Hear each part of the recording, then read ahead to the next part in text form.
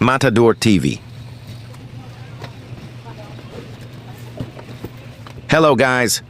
Bago ang lahat, shout out sa lahat ng sumusuporta sa ating page. San man kayo panig ng mundo, kamusta kayo? Sana ay nasa mabuti at ligtas kayong lahat. For today's video guys, samahan niyo po ako sa panibagong araw sa loob ng butcher shop. Maaga tayong pumasok ngayon guys dahil sa araw na ito ay i-deliver ang mga order nating beef carcass. Kaya dapat tayong mauna sa kanila. Let's go! Salamat sa Diyos at nakarating tayo ng ligtas sa butcher shop guys. Dito na mag-uumpisa ang araw ng inyong matador dito sa loob ng butcher shop. At dito ay naghahanda na tayo dahil mag-a-unload na kami ng mga beef carcass. At isasabit na natin lahat ng mga beef carcass natin para nang maumpisahan na natin ang mga gagawin nating deboning sa mga ito. Ayan na guys ang unang hind leg quarter natin. At isa-isa natin tong isasabit. At pagkatapos ay tatanggalin natin yung mga plastic na nakabalot sa mga ito.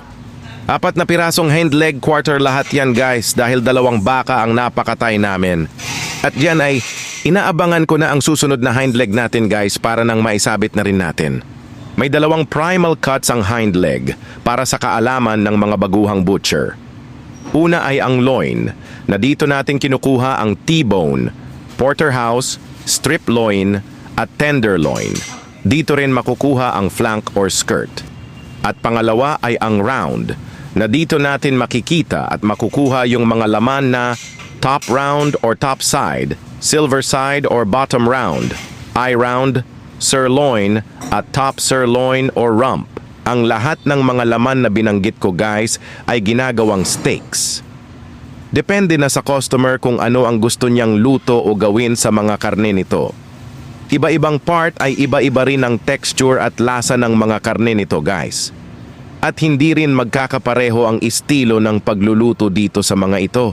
Yung iba ay niluluto sa katamtamang apoy lamang para magkaroon ito ng masarap na texture at lasa. 4 quarter na naman guys, tara samahan niyo pa ako mga idol. Ayan na, unang 4 quarter or shoulder ng baka.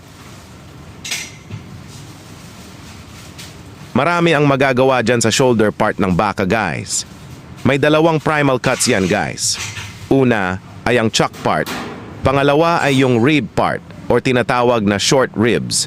Comment down below lang guys kung mali ako sa mga pinagsasabi ko.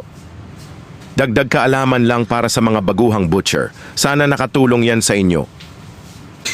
Sa chuck part ay makukuha natin ay ang arm or shank, plate steak, flat iron chuck tender, at neck bones na niluluto nating soup or nilaga sa atin dito sa Pilipinas.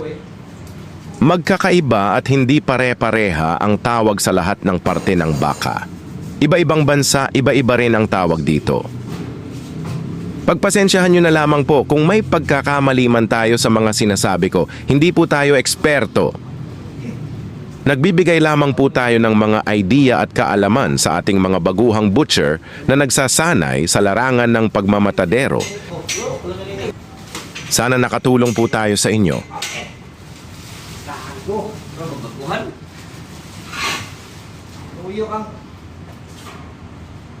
At heto na ang huling 4 quarter natin guys. Sa susunod ipapakita ko sa inyo kung paano at kung ano-ano yung mga parte na sinasabi ko sa inyo guys at kung ano ang mga ginagawang cuttings dito.